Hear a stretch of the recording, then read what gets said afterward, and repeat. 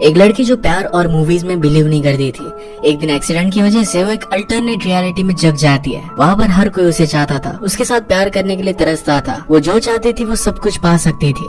इस सब के पीछे रीजन क्या थे, आगे क्या होगा, ये हम आज के हमारी मूवी इज़न्ट इट रोमांटिक, ये 2019 की एक रोमांटिक कॉमेडी मूवी में हम देखने वाले हैं। अगर आपको वीडियो अच्छा लगता है तो प्लीज लाइक और कमेंट जरूर कर दीजिएगा। बिना किसी देरी के एक्सप्लेनेशन स्टार्ट करते हैं। मूवी स्टार्ट होती है और हमारी मेन कैरेक्टर जिसका नाम है नेटली, उसका बचपन हमें दिखाया जाता है।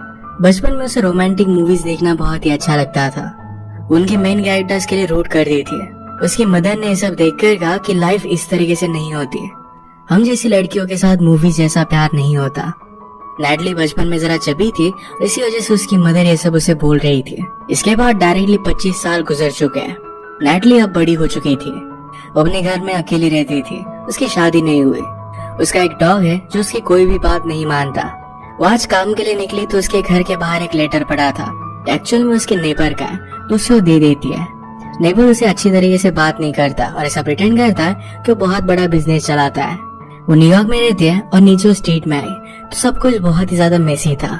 एक इंडियन आदमी का कार्ड उसे छूट गया था, तो नेटली के साइज देखकर उसे रोकने के लिए कहता है।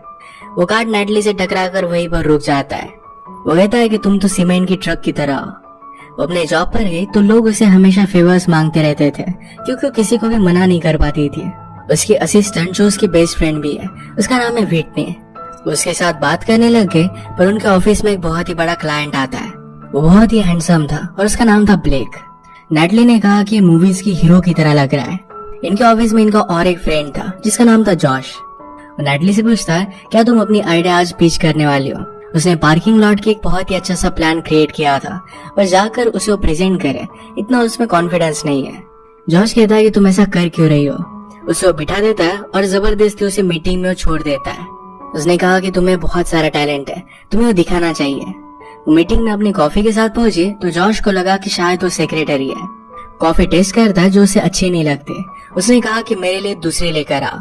नेटली के प्रेजेंटेशन करने के सारे प्लान्स फेल हो गए। अपनी सारी फ्रस्ट्रेशन वो जॉश को बता रही थी।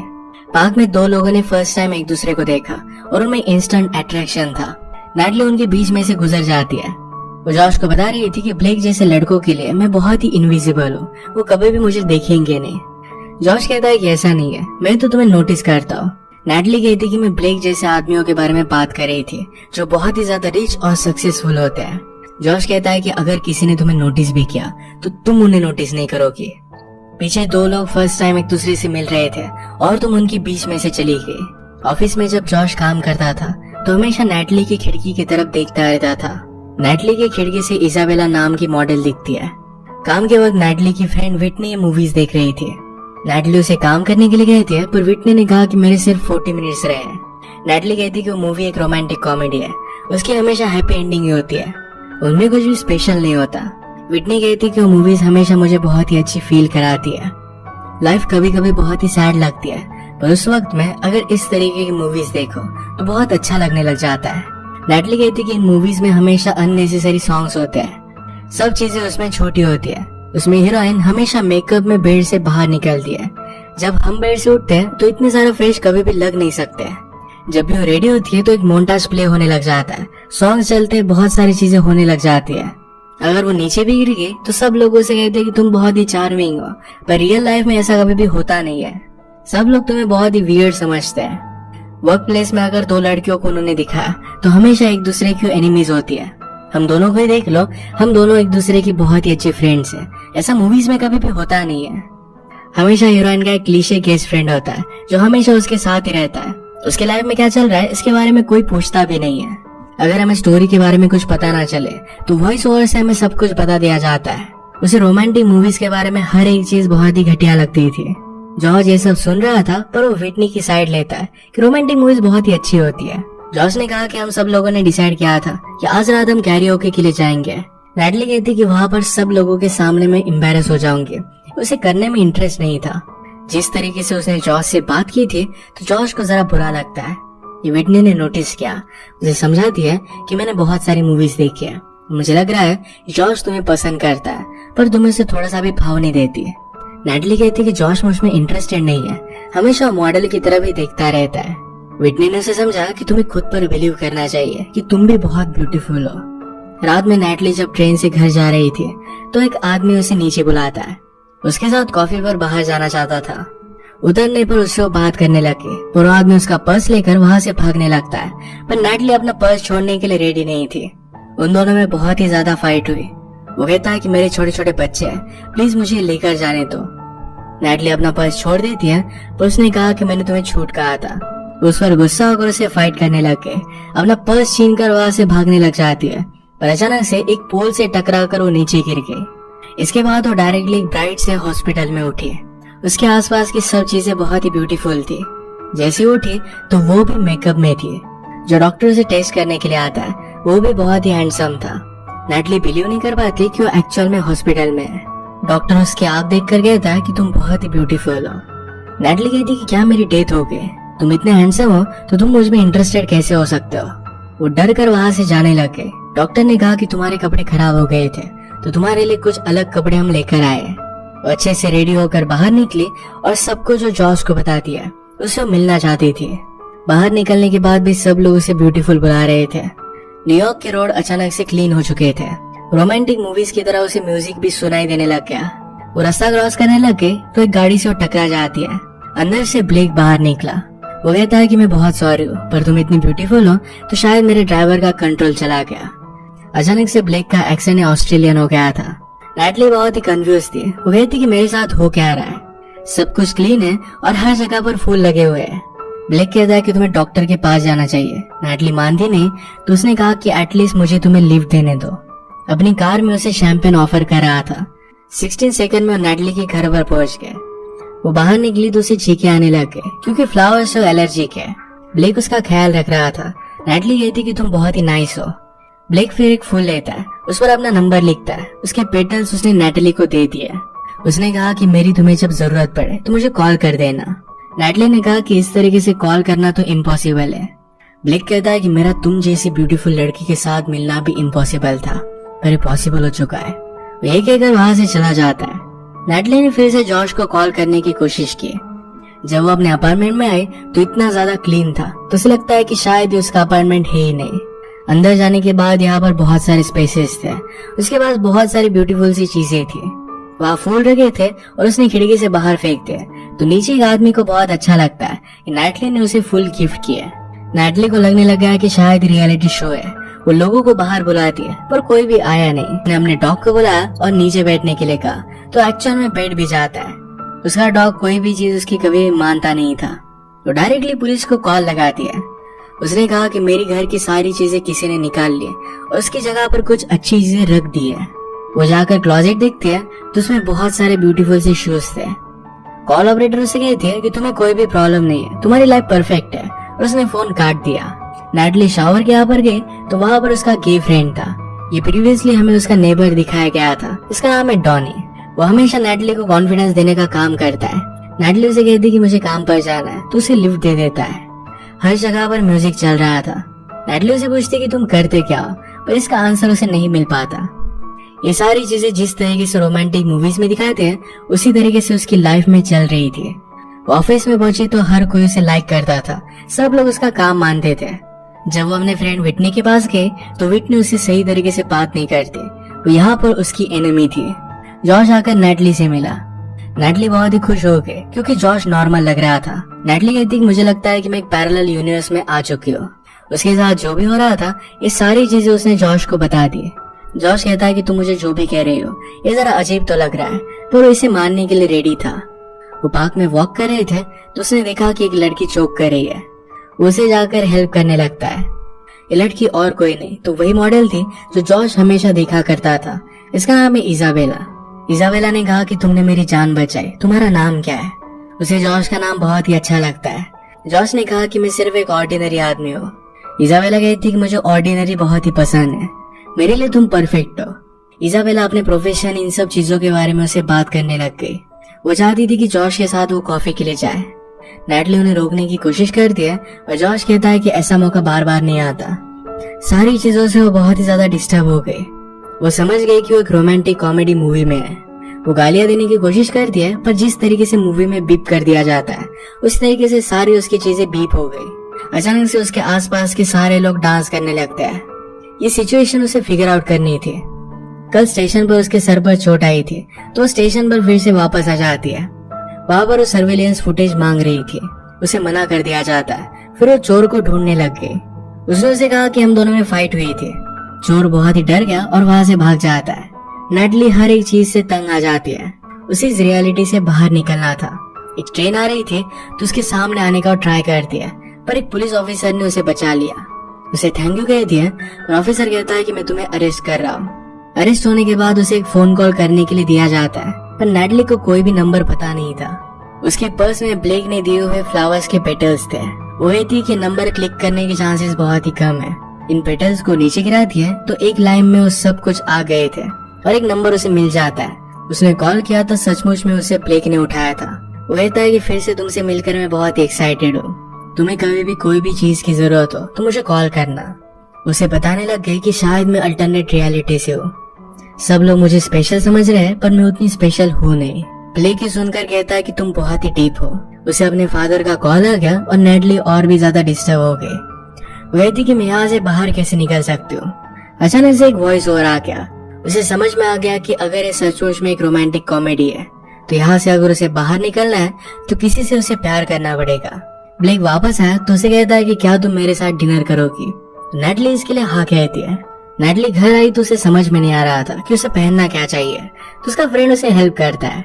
मूवीज में जिस तरीके से गाना चलते हुए कपड़े चेंज होते हैं उसी तरीके से नेटली को आज करना पड़ा। रात में उसे लेने के लिए ब्लेक ने गाड़ी भेजी थी। उसे कहता है कि तुम बहुत ही ब्यूटीफुल लग रही हो। वो उसकी यार्ड में डिनर करते हैं। उसका शेप भी बहुत ही स्पेशल था। खाना खाने के बाद नेटली डेजर्ट चाहती थी पर ब्लेक ने मना कर दिया। वो कहता है कि एक स्पेशल प्लेस है, वहाँ पर मैं तुम्हें लेकर जाना चाहता हूँ। वो रात में उस प्लेस पर पहुंचे पर वो बंद हो चुका था तो ब्लेक को बहुत बुरा लगता है। वो लॉक तोड़कर अंदर आ गया और वो आइसक्रीम को एंजॉय करते हैं। उसे जो फ्लेवर अच्छा लगता था वो बहुत ही वियर्ड था तो नेटली उसका बहुत मजाक उड़ाती है। ब्लेक कहते कि बुद्धा कहते थे कि आप जिस आदमी से प्यार करते हो उनके साथ जवाब होते हो तो बहुत ही आपको काम महसूस होता है। मुझे तुम्हारे साथ वैसा ही महसूस होता है। किसी ने पुलिस को कॉल कर दिया था। आवाज आने लग गई तो दोनों वहाँ से भाग गए। ब्लेक को आज बहुत मजा आया था। नेटली नीचे गिर रही थी तो ब्लेक उसे बचा लेता है। सडनली बारिश भी आ गई तो उसे किस कर लेता है। इसके बाद दोनों इंटीमेट होने लग गए और डायरेक्टली नेक्स्ट मॉर्निंग आ गई। जैसे मूवीज में हमेशा सीन कट कर लिया जाता है तो नेटली कुछ भी कर नहीं सकती थी। उसके साथ इंटीमेट होने का बहुत ट्राई करती है पर ये हो ही नहीं पाता। डे फिर से रीसेट हो रहा था। ब्लेक उसे कहता है कि कल रात बहुत ही अमेजिंग थी, मैं तुमसे प्यार करने लग गया हूँ। नेटली को लगा कि अब वो अपनी रियलिटी में वापस चली जाएगी पर ऐसा होता ही नहीं। वो फिर तुरंत वहाँ से चली जाती है। वो जॉश को ढूंढते हुए आई पर सब लोग उसके मीटिंग में आए हुए थे। वो एक्सपेक्ट कर रहे थे कि नेटली पूरी बिल्डिंग का प्लान उन्हें बताएगी। जॉश समझ गया कि नेटली के पास प्लान नहीं है तो कहता है कि नेटली सारा बेस्ट प्लान है फाइनल प्रेजेंटेशन के लिए सेव करके रख रही है। सब लोग उसे अपलॉड करते हैं। नेटली घर जाकर बहुत मेहनत लेती है। रात में जॉश उसके लिए खाना लेकर आया।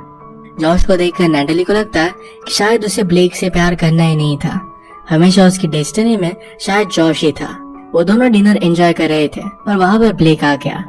वो नेटली को किस करता है और जॉश को इस बात से बुरा लगा। वो कहता है कि मैं तुम दोनों को डिस्टर्ब नहीं करना चाहता और वहाँ से वो चला जाता है। अगले दिन नेटली और ब्लेक ये दोनों एक कैफे में आए पर वहाँ पर जॉश और इजाबेला थे। वो दोनों अब एक दूसरे को डेट कर रहे थे। नेटली और ब्लेक ऑलरेडी एक दूसरे को जानते थे। इजाबेला ने ब्लेक से कहा कि हम दोनों एक पार्टी रख रहे हैं, तुम दोनों को वहाँ पर आना चाहिए। ब्लेक कहता है कि वैसे भी मेरा हेलीकॉप्टर में निकालने वाला था, तुम्हारी पार्टी में हम आ जाएंगे। पार्टी में सब कुछ बहुत ही परफेक्ट था। नेटली को फिर भी ये चीजें पसंद नहीं आती है। वो कंप्लेन कर रही थी पर ब्लेक पूरी तरीके से उसके प्यार में था। वो जाकर जॉश से बात करने लग गए। जॉश कहता है कि मुझे लगा था कि हम दोनों कपल बन जाएंगे। नेटली कहती कि फिर तुमने मुझे डेट के लिए कभी पूछा क्यों नहीं। जॉश कहता है कि मैंने बहुत बार ट्राई किया था। नेटली कहती कि हमेशा तुम मुझे कैरियोके के लिए पूछा करते थे जो एक कमिटमेंट नहीं दिखाता। जॉश को इजाबेला ने बुला लिया। वो सबको अनाउंसमेंट कर दिया कि मैं जॉश से अभी अभी मिली पर मैं उससे बहुत ही प्यार करने लग गई हूँ। हम सबको सरप्राइज देना चाहते थे, इसी वजह से कल सुबह हम शादी कर रहे हैं। ये सुनकर नेटली को बहुत शौक लगता है। उसे सपोर्ट करने के लिए डॉनी वहाँ पर पहुंच गया था। नेटली कहती कि कभी भी मुझे ब्लेक से प्यार करना ही नहीं था, हमेशा मेरी डेस्टिनी में जॉश ही था। अब वो किसी और के साथ शादी कर रहा है। शायद वो हमेशा के लिए मुझसे दूर चला जाएगा तो उसकी शादी मुझे रोकनी पड़ेगी। रात में सब लोग कैरियोके के लिए गए हुए थे। वहाँ पर इजाबेला बहुत ही ब्यूटीफुल सा सिंग करती है। नैटली जॉश के पास आके और उसके साथ ड्रंक होने का उसका प्लान था। इजाबेला नीचे आकर नैटली को भी सॉन्ग सिंग करने के लिए कहती है। नैटली इसके लिए मना कर रही थी, तो इजाबेला ने कहा कि कुछ लोग ये सब चीजें कर ही नहीं पाते। नैटली को इस बात से बुरा लगता है। वो स्टेज पर चढ़ गई। उसने सिंगिंग स्टार्ट की, पर माइक की कॉर्ड निकल गई थी। लोग उसका आवाज सुन सकते थे, तो स्लोली वाइब करने लग गए। माइक फिर से कनेक्ट होता है और सब लोग उसके साथ डांस करने लग गए। ये डांस बहुत ही मेमोरेबल था। इजाबेला दो ही रह जाती है। नैटली और जॉश एक दूसरे के साथ बहुत मजे करते हैं। वो दोनों फिर बीच पर बात करने के लिए आए। नैटली कहती कि तुम्हारे और इजाबेला के बीच में चीजें बहुत ही फास्ट हुई। जॉश कहता है कि हम दोनों एक दूसरे से बहुत प्यार करते हैं। नैटली ने कहा कि तुम्हारे ब्रेन के केमिकल्स की वजह से तुम्हें ये सब लग रहा है। जब उनका नशा उतर जाएगा तो उसके बाद तुम क्या करोगे? जॉश कहता है कि कुछ ना कुछ तो हम फिगर आउट कर ही लेंगे। नैटली कहती कि इसी वजह से तुम्हें अपने बेस्ट फ्रेंड से शादी करनी चाहिए। सुबह हुई तो नैटली ने नोटिस किया कि ब्लेक नैटली के प्लान्स किसी को बता रहा था। वो कहता है कि तुम मेरे प्लान चुरा क्यों रहे हो? ब्लेक ने कहा कि अब तुम्हें उसकी जरूरत नहीं है। शादी के बाद तुम्हें काम नहीं करना पड़ेगा। नैटली कहती कि मुझे काम करना अच्छा लगता है, पर ब्लेक इस बात को मानने के लिए रेडी नहीं था। वहाँ से जाने लग गए तो ब्लेक कहता है कि एम्बिशन प्यार को मार देता है। वो साइड होकर वहाँ पर बैठी हुई थी तो डॉनी आ जाता है। उसने कहा कि पहले मेरा भी बहुत बड़ा फ्रेंड ग्रुप था। मैं हर किसी के लिए बहुत सारी चीजें किया करता था, पर कभी भी उन्होंने मुझे नोटिस नहीं किया। मैंने बहुत लोगों से प्यार किया, पर मुझे कभी भी प्यार मिल नहीं पाया। फाइनली ट्रैवल करते वक्त एक लड़की ने मुझे समझाया कि इस पूरे यूनिवर्स में अगर प्यार कोई डिजर्व करता है तो वो सिर्फ तुम ही हो। हमें इसी माइंडसेट के साथ हमारी पूरी लाइफ में रहना चाहिए। उसे पूछता है कि तुम किससे प्यार करती हो? नैटली ने कहा कि मैं जॉश से प्यार करती हूँ। वो तुरंत उसकी शादी रोकने के लिए निकल पड़ी। वो भाग रही थी तो मूवीज की तरह सब कुछ स्लो मोशन हो गया था। वो शादी को रोकने के लिए कहती है। इजाबेला कहती कि तुम पागल हो चुकी हो। जॉश और मैं हम दोनों एक दूसरे से बहुत प्यार करते हैं। नैटली ने कहा कि तुम्हें तो उसके बारे में कुछ भी पता नहीं है। तुम दोनों एक दूसरे से प्यार कैसे कर सकते हो? उसकी फेवरेट वेजिटेबल बताओ। इजाबेला को उसके बारे में कुछ भी पता नहीं था। नैटली जॉश से कहती है कि मैं कभी भी उसकी तरह दिख नहीं पाऊंगी। मैं स्मार्ट हूँ और फनी हूँ। मैं मेरे काम को लेकर बहुत पैशनेट हूँ। तुम्हारे साथ कैरियोके करने में भी मैं बहुत ही बेस्ट हूँ। तुम्हें मुझे चूज करना चाहिए। ये सब बताते हुए नैटली ने रियलाइज किया कि वो खुद से बहुत प्यार करती है। किसी और से प्यार करने से पहले खुद से प्यार करना हमेशा अच्छा होता है। ये रियलाइज कर उसे बहुत फ्री लगने लग गया। वो बाहर निकली और गाड़ी चलाकर अपने फ्रीडम को एंजॉय करती है। अचानक से एक जगह पर वो टकरा गई। वो हॉस्पिटल में उठी तो फिर से एक बहुत ही अच्छा सा डॉक्टर उसके पास आया। उसे लग रहा था कि वो अब भी रोमांटिक कॉमेडी में ही है, पर वहाँ पर एक्चुअल डॉक्टर आते हैं। बाहर आकर उसने न्यूयॉर्क की गंदी सड़कें देखी तो उसे बहुत ही अच्छा लगता है, क्योंकि फाइनली वो अपने घर पर जा सकती है। अपने गंदे डॉग को देखकर भी वो बहुत खुश थी। बाहर आकर वो डॉनी से मिली और उसे हक कर लेती है, क्योंकि जाने अनजाने में उसने उसे बहुत हेल्प की थी। नैटली जब काम पर आए तो उसके नीचे जो लोग उसे ऑर्डर दिया करते थे उन्हें अपना प्लेस वो दिखा दिया। अपने फ्रेंड से मिलकर वो बहुत ही खुश थी। ब्लेक वहाँ पर प्रेजेंटेशन के लिए आया था, तो नैटली अपना प्रेजेंटेशन बहुत ही बेस्ट तरीके से प्रेजेंट करती है। उसका पार्किंग स्लॉट का आइडिया बहुत ही यूनिक था। वही थी कि हमें हर एक चीज में ब्यूटी दिखनी चाहिए। मीटिंग के बाद वो जॉश के पास आई। उसे कहती कि तुम्हें फैंटेसी वर्ल्ड में नहीं जीना चाहिए, तुम्हें रियल वर्ल्ड में जीना चाहिए। तुम हमेशा इजाबेला के पोस्टर को देखते रहते हो। तुम्हें लगता है कि शायद अगर वो तुम्हारी जिंदगी में होती तो तुम खुश होते, पर हमारी खुशी हमारे खुद पर डिपेंड होती है। जॉश इस पर हंसा और नैटली को अपनी जगह पर उसने बिठा दिया। वो जाकर नैटली के डेस्क पर बैठता है। नैटली रियलाइज करती है कि जॉश इजाबेला को कभी भी देखता नहीं था, वो हमेशा नैटली को ही देख रहा था। उसके करीब आकर उसे किस कर लेती है। वो दोनों कहते हैं कि हमें एक दूसरे को डेट करना चाहिए। एक बहुत ही ब्यूटीफुल सा मोमेंट था। नैटली नीचे जा रही थी तो विटनी उसे कहती कि तुम बहुत ही अमेजिंग हो। तुम हमेशा रोमांटिक मूवीज को हेट करती थी, पर तुम्हारी लाइफ वैसे ही है। तुम अपने फ्रेंड से अब प्यार करने लग गए हो। तुम्हारे ऑफिस में तुम्हारी बेस्ट फ्रेंड है। तुम्हारी लाइफ परफेक्ट हो गई है। नैटली इस पर सोचती है और उसे एक्चुअल में बहुत अच्छा लगा। फाइनली अपनी लाइफ का कंट्रोल लेकर लाइफ की हीरोइन वो खुद बन चुकी थी। इसी नोट पर एक सॉन्ग के साथ ही मूवी एंड होती है। अगर आपको एक्सप्लेनेशन अच्छा लगा तो प्लीज से लाइक और कमेंट जरूर कर दीजिएगा। बहुत सारे मूवीज लेकर आते रहता हूँ, तो प्लीज चैनल को सब्सक्राइब कर दीजिए और बेल नोटिफिकेशन आइकन दबाना मत भूलिएगा। हम फिर से मिलेंगे और एक नए मूवी के साथ। तब तक के लिए थैंक यू और आप अपने आप का ख्याल रखिए।